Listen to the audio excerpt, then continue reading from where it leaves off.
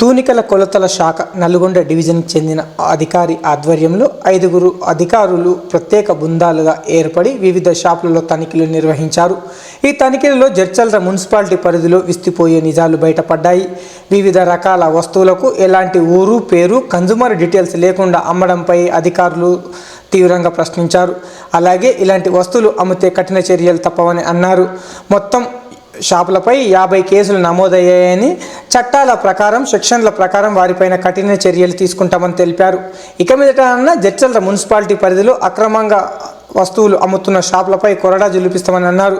వస్తువులు కొనే ముందు కన్జ్యూమర్ డీటెయిల్స్ ఉన్నాయా లేదా, షాపు యజమాని consumer details, manufacturing date, expiry date తదితర వివరాలు ఉన్నాయా లేవా సరిచూసుకొని కొనాలని చెప్పారు. ఈ సందర్భంగా జేసీఎల్ న్యూస్ టీవీతో ప్రత్యేకంగా మాట్లాడిన సబ్ ఇన్స్పెక్టర్ వెంకటేశ్వర్లు ఏం వివరాలు చెప్పారో మీరే వినండి.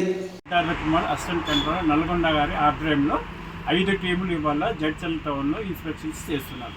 దాంట్లో Venkateswarlu Bhuvanagiri officer, Srinivasulu Nalgonda inspector, Raveendramma local మౌనర్ ఇన్స్పెక్టర్, రవీందర్ వల్లపట్టి ఇన్స్పెక్టర్, నాగరకర్ణం నాగేశ్వరం, మొత్తం 5 టీములు కలిసి ఇవాళ మొత్తం జడ్చర్లలో కేసులు నమోదు చేస్తారు.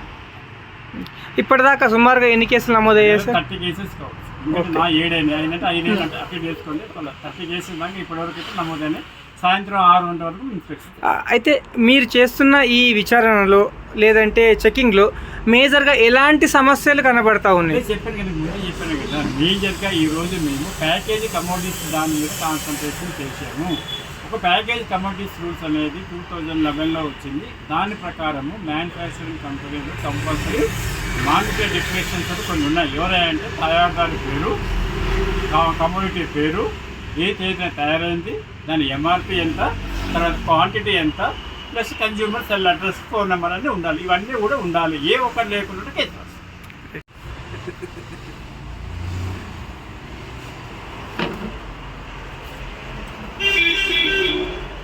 సార్ ఇది బ్రాండెడా కాదనేది ఎట్లా గుర్తుపడతారు సార్? అనే కాదు, ఎనీ ప్యాకేజ్ ఐటమ్ ఉన్నది. ఒక ప్యాకేజ్ ఐటమ్స్ మీద డిక్లరేషన్స్ కొన్ని ఉండాలి. ఎవరు తయారు చేశారు, ఏ డేట్ని తయారైంది, ఎంఆర్పి ఎంత, ఏమైనా ఈ కంపెనీకి సంబంధించిన కంప్లైంట్స్ ఉంటే దాని మీద కన్జ్యూమర్ కేర్ నెంబర్ అని చెప్పేసి ఉంటుంది. అవన్నీ ఉండాలి. ఏ ఒక్కటి లేకుండా కేసు. అంటే ఇవాళ మెయిన్గా ఏంటంటే జడ్చర్లలో ఇవాళ మొత్తం ప్యాకేజ్ కమిటీస్ మీద ఇన్స్పైర్, అంటే దాని మీద ఇంకా వీటల్ వేసిన ప్రకారం ఇవాళ ఓన్లీ ఏంటంటే మాకు ఇవాళ జాయింట్ ఇన్స్పెక్షన్లో ఏంటంటే మొత్తం ఉమ్మడి మహబూబ్నగర్ జిల్లా ఆఫీసులు మొత్తం అంతా కలిసేసి జడ్చర్ల టౌన్లో అందరం ఒక 5 టీంలే తయారై కేసులు నమోదు చేస్తున్నాం. మెయిన్గా ఏంటంటే ప్యాకేజ్ కమోడిటీస్ వైలేషన్స్ ఏవైతే ఉన్నాయో వాటి మీద కేసులు నమోదు చేస్తాం. ఓకే, ఇప్పటిదాకా జడ్చర్ల కేసులు నేనైతే 7 కేసులు అయింది.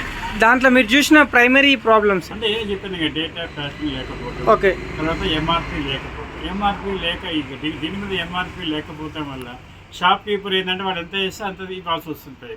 అదే దీని మీద ఎంఆర్పి ఉందనుకోండి, కన్జ్యూమర్కి ఏమవుతుంది, ఇంత రేట్ అని చెప్పేసి అతను బార్గెన్ చేసి తక్కువ నడుచుకోవచ్చు. అంతే తప్పించి కానీ లేకపోతే దీని మీద లేకపోతే వాళ్ళ ఇష్టం మీద వాళ్ళు ఎంత చెప్తే అంతే ఇవ్వాల్సి వస్తుంది. అట్లా లేని వ్యవస్థలు అని ఉంటే అన్ని కరెక్ట్ అనుకోండి, మీ సపోజ్ పెట్టేస్తాం. ఏదైతే తక్కువ ఉందంటే తయారీదారి చిరునామా లేకపోయినా, తయారీదారి ఏ రోజు తయారైంది లేకపోయినా, మెయిన్ కాన్సన్ట్రేషన్ ఏంటంటే ఇవాళ నేను ఎంఆర్పి లేని ఐటమ్స్ మెయిన్ కాన్సన్ట్రేషన్ చేశాను. ఎంఆర్పి లేని వస్తువులు ఉంటాయి కదా, దాని ఎందుకంటే మేజర్గా ఏంటంటే ఎంఆర్పి లేకపోవటం వల్ల ట్రేడర్స్ ఎక్కువ రేట్లు తీసుకోవడానికి అవకాశం ఉంది. దీని మీద ఉందనుకో కంపల్సరీ ఇప్పుడు నువ్వు ఉన్నావు తీసుకుంటే ఏం సైట్ దీని మీద 100 రూపాయలు 150 తీసుకుంటానికి గట్టి అడగడానికి ఆస్కారం ఉంది. దీని మీద లేదనుకో ఎంత రేట్ అని పబ్లిక్ తెలియదు, ఎందుకంటే ట్రేజర్ అడ్వాంటేజ్ అయిపోతుంది. మేజర్గా అంటే చెప్పేది ఒకటి, ఎవరైనా కన్జ్యూమర్ ఎవరైనా షాప్లోకి తీసుకున్నప్పుడు దాని మీద ఎంఆర్పి ఎంత ఉందో చూసుకోమని చెప్పాలి.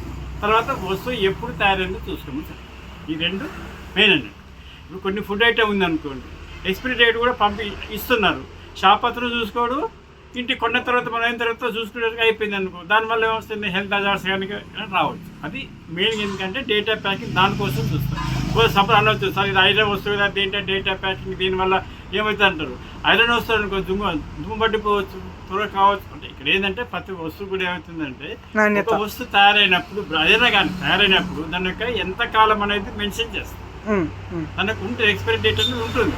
దాని లేదనుకో ఎన్ని రోజులు అవుతాయి. ఇప్పుడు సపోజ్ ఉందనుకో, లేదనుకో ఉద్దరు పక్కన పెడతాం. కొంతమంది ఏం చేస్తారు, మన్నకి ఎన్ని రోజులు ఉందనుకో, దీనివల్ల నాకు ఇంతకాలం నాకు సెక్యూరిటీ ఉందంట. ఇప్పుడు సపోజ్ కాలేజ్ అనుకోవచ్చు, షాప్ అతను అడగవచ్చు, ఆమె దీని మీద ఇంత డిక్లరేషన్ ఇంత ఉందనగా ఇచ్చావు, మరి చూస్తారు మీరు త్వరగా కాలేదు అనుకోండి, అతని మీద కన్జ్యూమర్ ఫోరంలో కోర్టుకు వేసేది.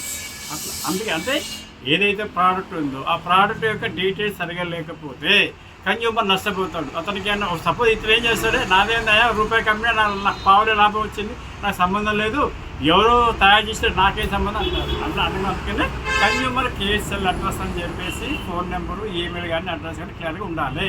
నేనే కన్జ్యూమర్ని కొనుక్కున్నాను, ఇలా చేతులు ఎత్తేస్తాడు, నేను ఎవరిని కంప్లైంట్ చేయాలి? అందుకని చెప్పి ప్రతి వస్తువు మీద అది ఉండాలి. లేకపోతే అది దాని మీద మెయిన్ కాన్సెప్ట్.